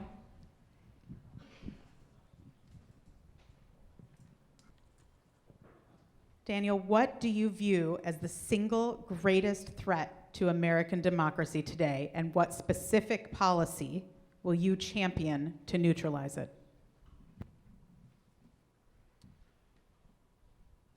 The greatest threat to American democracy today is a president and an administration that are committed to overturning American democracy, that are using and weaponizing the machinery of government, all branches of it, notwithstanding the fact that they're supposed to be independent, to protect themselves, keep themselves in power, irrespective of what the voters want. And that's true across a bunch of different dimensions. It's true, obviously, as we all learned, in case it wasn't obvious before, which it was, on January 6, 2021. It's true with these kind of vague, abstract, menacing, incomprehensible threats to nationalize the elections as they are preparing to have ICE and CBP and National Guard troops on the streets preparing for the elections, which they've now begun to basically explicitly threaten. And it's especially a threat as they have consistently seated the courts with people who are not principled conservatives or agree with a particular judicial philosophy, but are, yes, people for Donald Trump, bought and paid for and obedient. And so we have to address this in all different aspects. I think the judicial branch accountability is critical. That means term limits on judges. It means binding ethics codes on judges. It means impeachments of judges that violate that. And critically, it means expanding the Supreme Court. We cannot just act as though the norms that this country has traditionally been living by need to be preserved out of some sense of politeness or some sense of decorum. Decorum needs to be out the window, and being at the barricades to fight hard and fix this has got to be where we focus our energies. Thank you, Daniel. All right, so 5 of you still have a rebuttal card for this round. Right? So did anybody raise one for this last one? Did I miss it? No? Okay.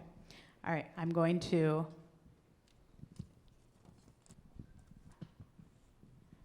The culture war is often used as a tool of distraction.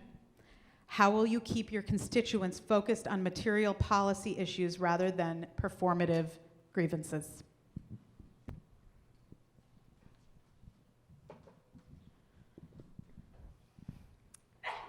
Bless you. Sorry, that was performative. No, I'm kidding. So, first, what I'll say is that there is a time and place for what can be deemed as performance to actually push an agenda on the inside forward. Yet, I believe that we deserve more substance than that. So an example I'll give right now is when about a year and some change ago, main pipe on McCormick Street burst. Does anyone remember that? I know it's Evanston, but it impacts a lot of Skokie. I remember I got a phone call from a couple business owners that day and said, hey, ice is in the street. I was like, yeah, I know it's like cold and the water froze over. And they were like, no, ice is in the street. And for me, materially, that meant I did not have all the answers of what that looked like. And I made a dozen phone calls, and we created the very first rapid response team in our state. And that was Niles Township's rapid response team. So we went and we canvassed our halal, our kosher, our Latino, our Ethiopian, our Middle Eastern owned businesses and educated them on your knowing your rights. And the first iteration of those know your rights cards, by the way, were all pink and purple because I made them on Canva. So I say that to say that's a material benefit that existing infrastructure did not exist, and we deserve a representative who is able to fill the gaps that government does not already take place right now. And then on our school board, we signed an intergovernmental agreement with our township government, which meant that when the first ICE kidnapping in Skokie took place in June, we were able to pay that family's mortgage with that pool of funds for 3 months. And that is an example of filling a family's material needs that government's infrastructure wouldn't already do. That takes innovation. And innovation is not just technology. Innovation is doing things new, doing things different, and doing the right thing. Thank you. Thank you, Bushra. Okay, that.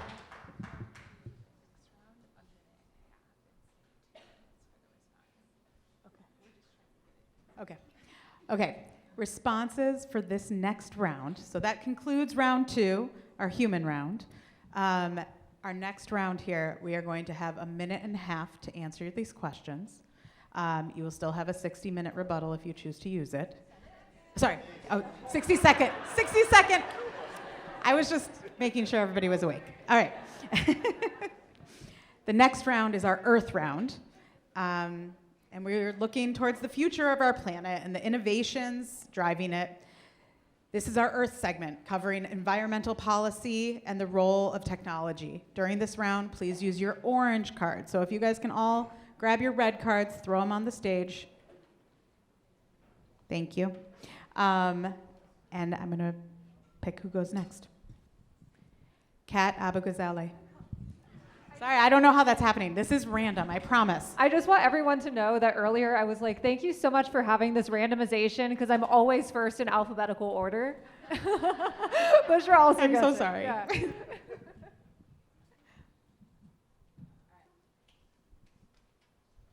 In 90 seconds, right? You have 90 seconds. How do you make renewable energy and the jobs it creates appealing in red states where there are significant cultural and political barriers to implementation? Ooh, I love this question. I say this as someone who works in de-radicalization that has lived all over the country, including in red states. A lot of it is the material gain for any policy, that once you can actually feel the material benefit, it's a lot more convincing. This is how the New Deal got through, despite corporate interests trying to cut it down. FDR said, screw it, Social Security is necessary right now. We're doing a massive jobs program. And even conservative people who were believing that propaganda started to see how it improved their lives and became devoted FDR voters. When it comes to renewables, it's kind of like what I was talking about of this intersectionality, how all of these things are tied together. We can't talk about affordability without talking about the fact that renewables cost less and also generate more revenue than fossil fuels. We can't talk about having renewables in our communities without also talking about how we can actually create more jobs. We need to do it, though. We can't just talk about it. We can't let it get sandbagged over and over and over again by fossil fuel lobbyists who are trying to kick this can down the road while they profit off of our, lack of health at this point. I'm super proud to be endorsed by the Sunrise Movement. We actively want to fight for a world where, Bushra and I grew up in this generation where from day one, we're thinking about when we grow up, where do we live because the planet's on fire? And I want a world that's livable, and I want a world that's affordable. It's that simple. Thank you, Kat. Phil Andrew. This one fell out. I don't know which question this is, but I'm going to take this one. If you had the power to disappear one specific industry to meet our climate goals, which would it be?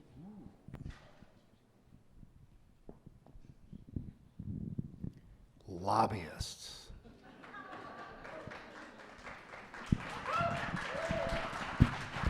Thank you. You're helping us save time. That's great. Okay.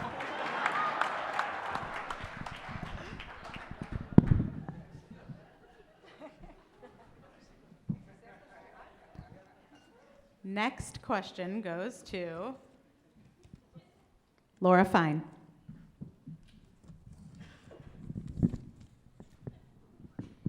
What is your progressive alternative to the MAHA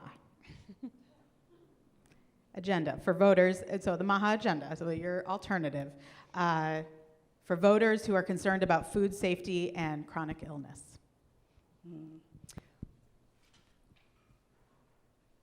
Anytime we talk about any safety at all, we have to look at our safe water supply. Because without our safe water supply, we have absolutely nothing. As a matter of fact, here in Illinois, we passed legislation last year to prepare our state for climate migration. Because with our Lake Michigan, we know people are going to be moving here for that stability. So the question becomes, how do we care for it? In the Illinois Senate, I chair the Green Caucus, and I'm also chair of an organization called the Great Lakes Legislative Caucus. This is a group of legislators from the Great Lakes states and the provinces in Canada, and what we focus on is preserving our water to make sure we have clean drinking water, water for recreation, and water for the economy. Because without this water supply, we have absolutely nothing. So I have been on the front lines to make sure that we get our federal dollars for the Great Lakes Restoration Initiative so we can care for our water and we can make sure that we eliminate things like erosion, eliminate things like invasive species, and make sure that our water supply is safe and secure for future generations. Because without that, we have nothing. Thank you, Laura.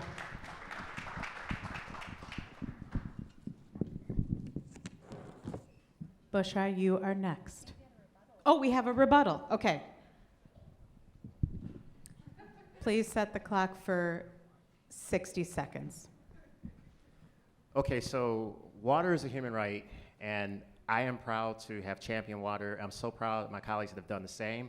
I come back to, again, Donald Trump is trying to destroy our waterways. If Donald Trump has his way, corporate polluters would be putting plastics into Lake Michigan, would be polluting the Des Plaines River, and would be building up and developing the Fox River Valley, all waterways that are in the 9th District. So for the final time tonight, I want to ask Senator Fine to return the money that was given to her campaign from the donors that are giving to Donald Trump and others who are trying to destroy our waterways, because I want her to be able to actually champion the water in Congress, and not the same people that are funding her campaign turn around and try to take her out of office when she gets there. Laura, 60 seconds. Wait till we set the clock, please. So it's 1:30, but you only get 60 of them, okay? Got it. Okay. All right, go ahead. I have a handful of donors, about 3%, who are those bipartisan donors that you are referring to. But I will tell you, I have a record. I have a record of standing up for our environment, standing up for women's rights, standing up for your health care. And nobody who is supporting my campaign is supporting somebody who's not going to stand by these issues. I know that you are trying to distort who I am, but that's not possible because my record shows it. I have a 13-year voting record of saying exactly who I am. And like it or not, that voting record is one of the most progressive voting records in the Illinois Senate. And I'm proud of what I have accomplished, and I'm going to be proud to support everybody here when I go to Washington, D.C.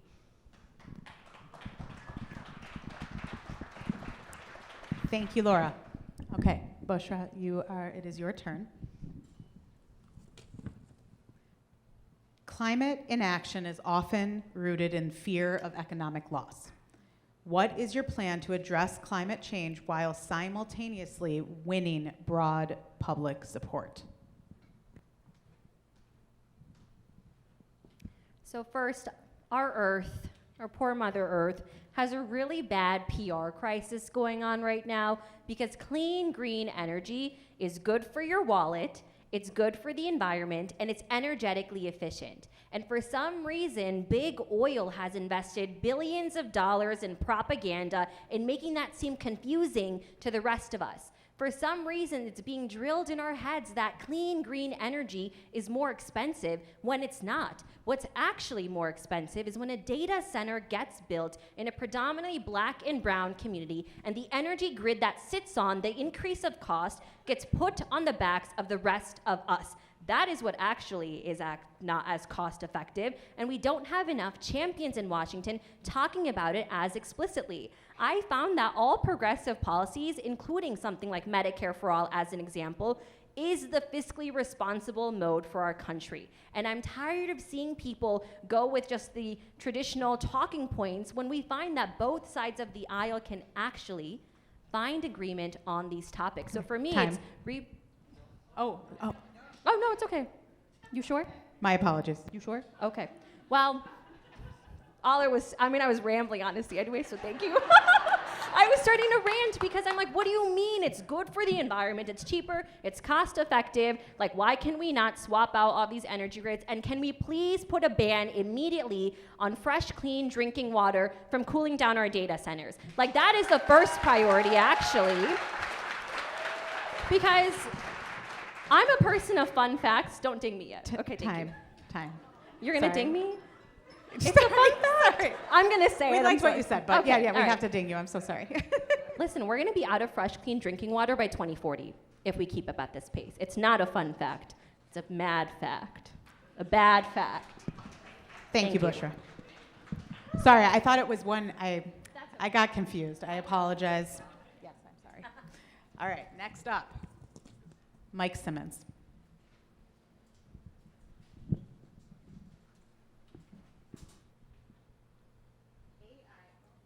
AI is moving faster than the law.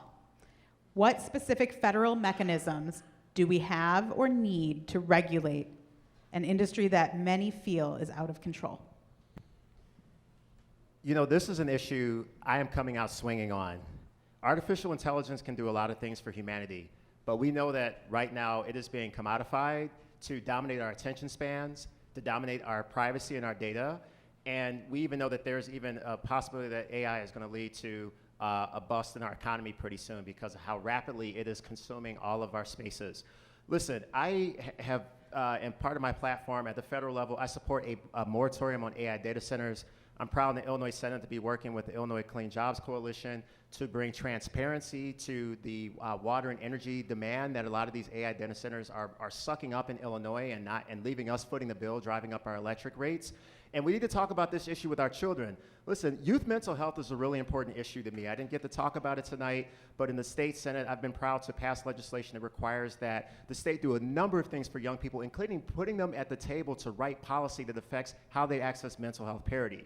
This is the type of thing that we have to talk about when we think about AI, because AI is something that my generation didn't have to live with, and the young folks that are growing up now are going to be at a crisis if we continue to let the status quo rear its ugly head when it comes to social media, when it comes to cell phones and digital technology, and all the way that big tech corporations, ChatGPT, Facebook, Amazon, you name it, they are finding ways to commodify our data, and they're using AI to do it, and we need accountability on it. Count on me to fight on it. Go to MikeSimmons.org to read my platform on this issue.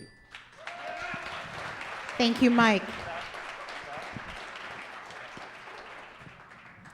Yes, Kat. I'll go first. Okay. You have 60 seconds. All right, will do. I just want to say that what Mike was saying was right. This is something that I also want to spearhead in Congress because it's one of the places that we can absolutely have bipartisan support for. One of the only things that didn't make it through Trump's BS bill, or big BS bill, was that you couldn't regulate AI at the state level for 10 years. And even Republicans were like, Jesus Christ, that's crazy. So in addition to everything that Mike said, I also want to add passing the No Fakes Act, taking AI out of schools entirely, also investing in teachers' education, so that way we can have more teachers rather than relying on AI as a babysitter, applying Make Polluters Pay to data centers as well. What Bushra said about clean water with data centers, it's screwed up. Why are we doing this? Also, the reason that Congress sounds so stupid when they talk about TikTok is that there used to be a committee of people that would explain technology to Congress, and then Newt Gingrich got rid of it in the 90s, and I want to bring it back. Just want to put that on everyone's radar. We should absolutely bring that back. AI regulation, we can get this passed. Thank you, Kat. Bushra, you are up. You have 60 seconds. 3 more things to add on what Kat and Senator Simmons called out with AI regulation. 1, we must ban facial recognition-based AI technology. It is being used. I mean, I don't see any kids. It's being used for child pornography and being sold on the dark web. I'm gonna say it that clearly and bluntly because not enough people are angry, aggressive, and forthcoming with what this means and looks like. And there are people that are benefiting from AI-funded money in this race, and it's not the chick that worked at Google for 5 years as a junior consultant. And second thing I wanna call out about AI and how it should be regulated too is the same thing that Illinois championed to ban AI-based mental health chatbots. The amount of people that have been put into psychosis, mental health psychosis induced by these AI chatbots is something that scares me to my core because I personally know people who have done that. So I just want to supplement on this answer. It wasn't to refute anything that was said earlier. Thank you. Thank you, Bushra. These issues are really important. How can we pivot federal agricultural policy to support food for people, actual local consumption, rather than subsidizing soy and grain for international export?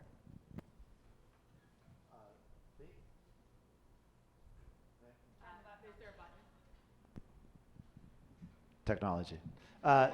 Thank you. This is such an important piece of the climate puzzle and the sustainability puzzle. And the question fundamentally is about who Congress listens to. I hate to be reductive, but this is about money and politics and lobbying. This is about big ag having, through consolidation and the near monopoly power they have in our system, just controlling the way Congress and the executive branch works. So part of that is just campaign finance reform. I'm proud that in Evanston, we put in place the only public financing system for any elected office in the whole state of Illinois, and that's for Evanston mayoral campaigns only. In other words, I pushed something through to make it harder for me to run for re-election because the value of actually doing campaign finance reform is just too great to wait on. That's a part of it. Part of it is about ethics restrictions relative to lobbying, but part of it is about controlling the consolidation in the corporate sector, where we've seen consolidation after consolidation, the existing antitrust laws on the books in this country not taken seriously, and that needs to start with congressional oversight. We have presidents and executive branch institutions that just look the other way and allow mergers in ways that screw over workers, screw over consumers, screw over the environment, and make our entire agricultural policy designed for big corporations. It's time to start with antitrust enforcement that comes from Congress. Thank you, Daniel. Candidates, that concludes round 3 of the deep dive section of our evening. Thank you. Thank you all for your thoughtful answers. For our final question, each candidate will have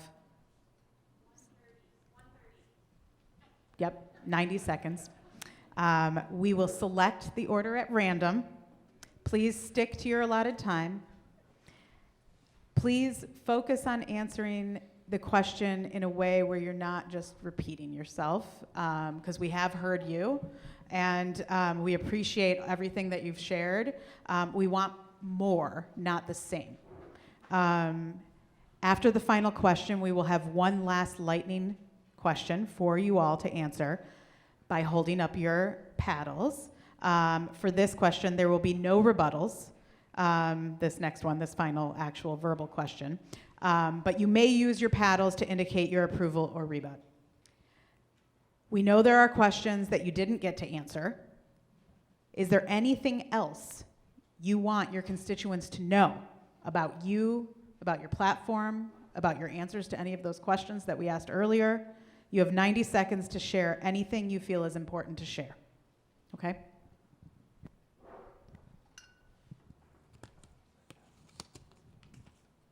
Mike Simmons, you are first. Kat, sorry.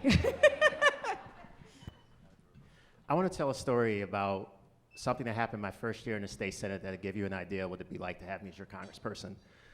I was in my office reading Block Club Chicago, and there was a story about a 4-year-old black child named Jet Hawkins who had been suspended from school because his mother braided his hair. And the story was written about how the child cried as his mother took out his braids because at the school where he was attending, his hair violated the school dress code. And I remember throwing the newspaper across my office. I was pissed. And I said, that's enough. That's enough. I'm tired of how our country criminalizes young people, and I'm tired of how our country criminalizes black youth. And I called the Senate President's office. I said, I want to draft legislation on this. And folks said, Deb, you've been here 2 months. It's too soon. Wait your turn. And so I doubled down. And I called the boy's mother, Ida Nelson. I met her. I sat down with her and her son. And I said, we're going to prohibit this in Illinois. And we took months, and we fought on this bill. And the Catholic Conference was not happy with me because my bill would apply to Catholic schools also. And it was a fight. And I couldn't believe it when that bill got passed out of both chambers, and we brought Governor Pritzker to Uptown to Uplift High School to sign that bill, and we put the pen in Jet Hawkins' hand, and we named the bill after him. This is the Jet Hawkins Act. It's the law of the land.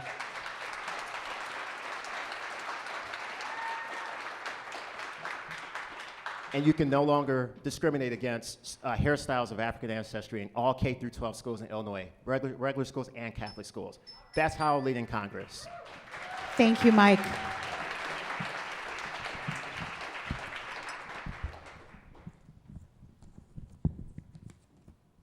Laura Fine.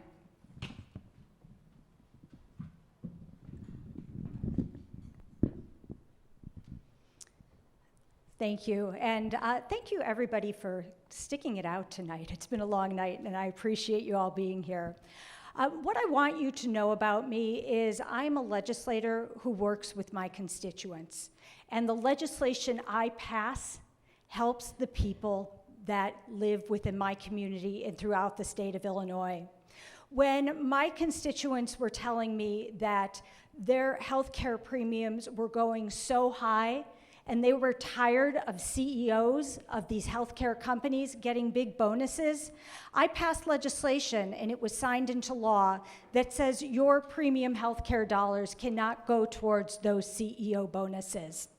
When I knocked on a woman's door here in Evanston, and she told me the tragic story of about how her son died when he was in a rehabilitation institute, and they weren't notified for weeks, I passed a law that said families need to be notified within 24 hours because that was absolutely ridiculous. When I met with a family who was concerned because their daughter, who had epilepsy, was finally on the proper medications, and they were concerned that with a change in their insurance, she would lose the coverage and it would cost them hundreds of thousands of dollars, I passed a law to make sure that they could afford her medication. And that is what I will do for you in Washington. Thank you, Laura.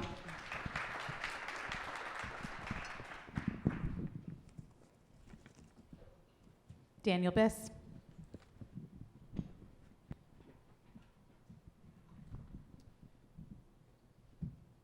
This has been a really good discussion between 6 well-intentioned people who disagree on some things and agree on a lot of things. And you're confronted with the decision of which one of them to vote for. And what I would ask you to look at is, what do the people who have worked with many of us say? Jan Schakowsky did not endorse early in this race, but she watched things develop and then said, you know what? Daniel's the one who knows how to fight and win. I'm going to endorse him. Elizabeth Warren endorsed, saying Daniel is the one who knows how to fight powerful corporations. The AFL-CIO and many, many other labor unions said, lots of good people have taken good positions. Daniel is the one who we trust to fight and win for working people.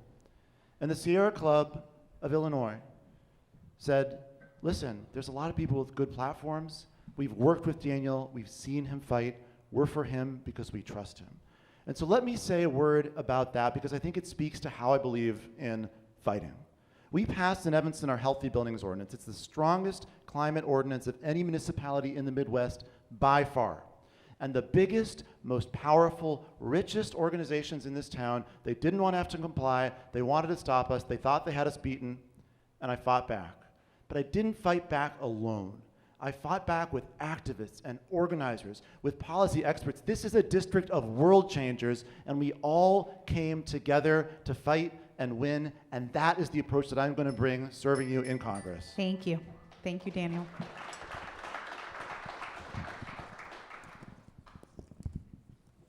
Bushra.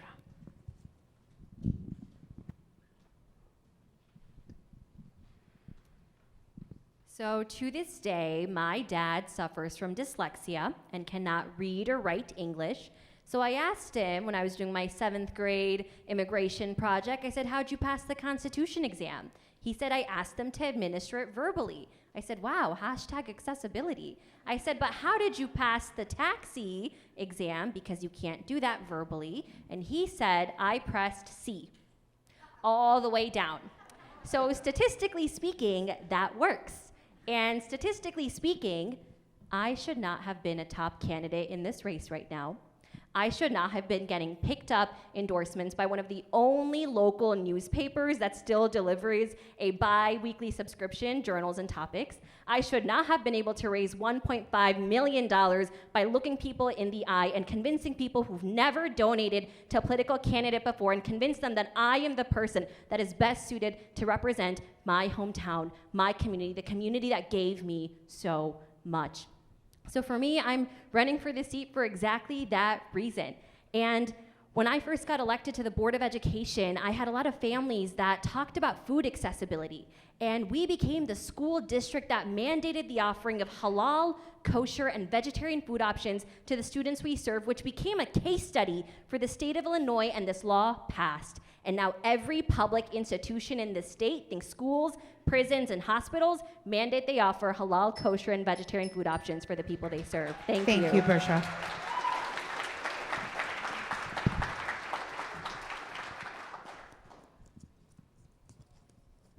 Kat. Not first this time. It was so exciting. Look, the status quo hasn't worked for a long time. This is not a promotion for me.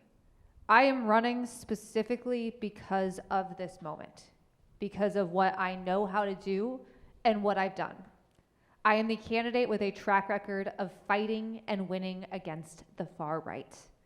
I am the candidate that is indicted, and by the way, if you're not doing anything on May 26th, come to our trial. It's going to be a shit show. I am the candidate being targeted by this administration, and the most effective. Are you coming, Phil? Hell yeah! See you there, bud. Can't wait till you get him on the stand. I'm not doing this as a promotion. I'm not doing this because I want to be a career politician. I am doing this because I know what needs to be done, and I don't see that in Washington. If the answer was more career politicians, we wouldn't be in this mess.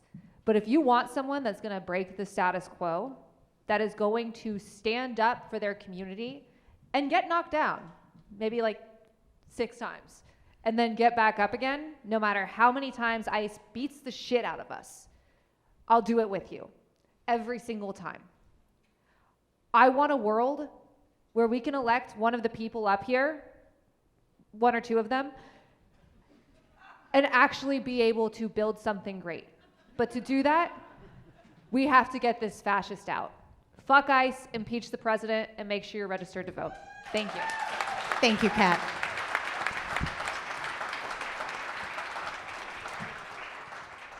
Phil.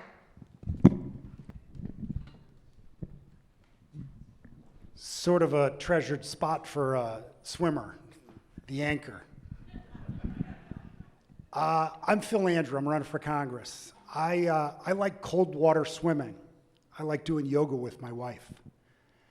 I know that to do a hard thing, you got to start with yourself, and then you build a really, really healthy, strong team that's diverse, that's committed. I also know that you can't do it forever. I'm going to break the curse of the 9th Congressional District. I'm not doing this for a lifetime. I'll give you 10 years. 10 years of hard work, maybe less.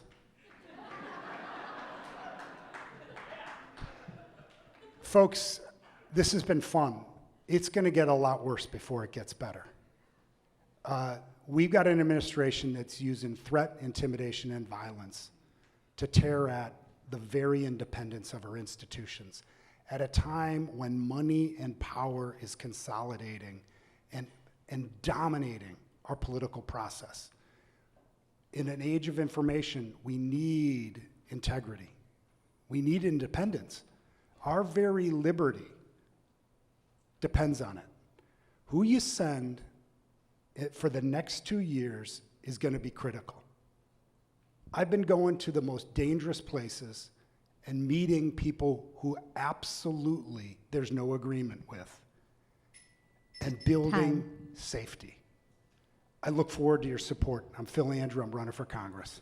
Thank you. Thank you, Phil. Thank you to all of you. We have one final question. What's that? Yeah, right. I think we have to talk to Pink Poster Club and, yeah, okay, yes, you can keep your signs if you would like. The mugs. The mugs are awesome, aren't they? I mean, so that brings us to our final question, specifically the mugs. Is pink your favorite color? Okay. That concludes our forum for the evening. I want to thank all of our candidates for their time, their preparation, their willingness to stand before this community and answer these tough questions.